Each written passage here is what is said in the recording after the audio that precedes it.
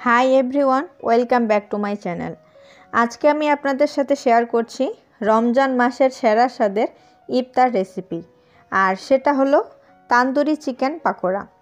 তো চলুন রেসিপিটা শুরু করি। তো রেসিপিটা বানানোর জন্য এখানে আমি নিয়েছি হাড় সহ 570 গ্রাম পরিমাণে মুরগির মাংস। এরপর দিয়ে দিলাম 1 চামচ তান্দুরি মশলা, 1 চামচ চিলি ফ্লেক্স,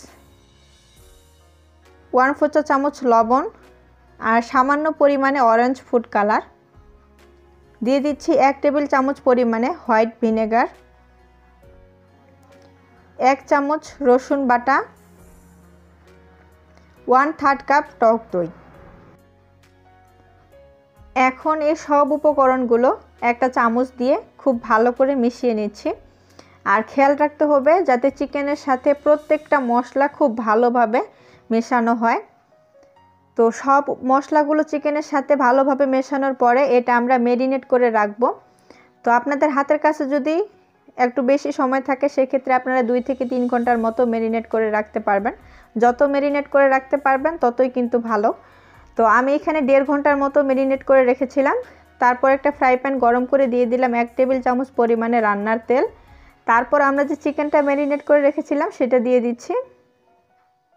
চিকেনটা দিয়ে দেওয়ার পরে হালকা একটু নেড়ে চেড়ে নিচ্ছি।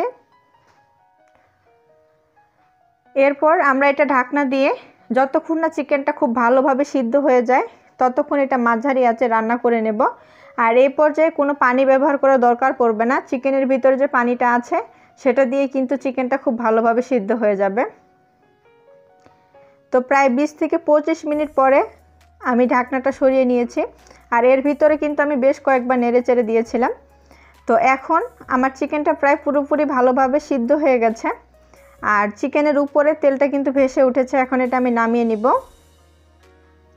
এরপর একটা বোলে আমি নিয়ে নিচ্ছি 1 কাপ পরিমাণে বেসন, দিয়ে দিচ্ছি 1/2 চামচ তান্দুরি মশলা, 1/2 চামচ ধনিয়া গুঁড়া, 1/2 চামচ জিরা আর দিয়ে দিলাম 1/2 চামচ লবণ, সামান্য পরিমাণে খাবার সোডা।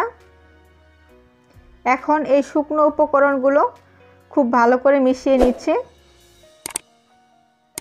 তারপর অল্প অল্প করে পানি দিয়ে আমরা একটা ব্যাটার তৈরি করে নেব। এই ব্যাটারটা খুব বেশি ঘনও হবে না আবার খুব বেশি পাতলাও হবে না। আমরা যেরকম বেগুনি অথবা আলুর চপের জন্য বেসনের যে একটা গোলা তৈরি করি সেরকমই এটা হবে। আর খেয়াল রাখতে হবে বেসনের ভিতরে যেন কোনো ধরনের দোলা পেকে না থাকে। একটা স্মুথ ব্যাটার আমাদেরকে তৈরি করে নিতে হবে। তো দেখে বুঝতে পারছেন বেসনের ব্যাটারের ঘনত্বটা কীরকম হবে। তো এখন এখানে আমি চিকেনটা দিয়ে দিচ্ছি। আমরা যে চিকেনটা রান্না করে রেখেছিলাম সেটা দিয়ে কোট করে নিলাম। এখন এটা আমাদেরকে ভেজে নিতে হবে। তো একটা কড়াইতে পর্যাপ্ত পরিমাণে তেল গরম করে নিয়েছি। তারপর চিকেনটা দিয়ে দিচ্ছি। এভাবে 1 পিস করে চিকেন নিয়ে প্রথমে বেসনের গোলায় কোট করে নিব। তারপর আমরা ডুবো তেলে এটা ভেজে নেব। তো চিকেনটা দিয়ে দেওয়ার পরে 2 থেকে 3 মিনিট পর আমি এটা উল্টে দিচ্ছি।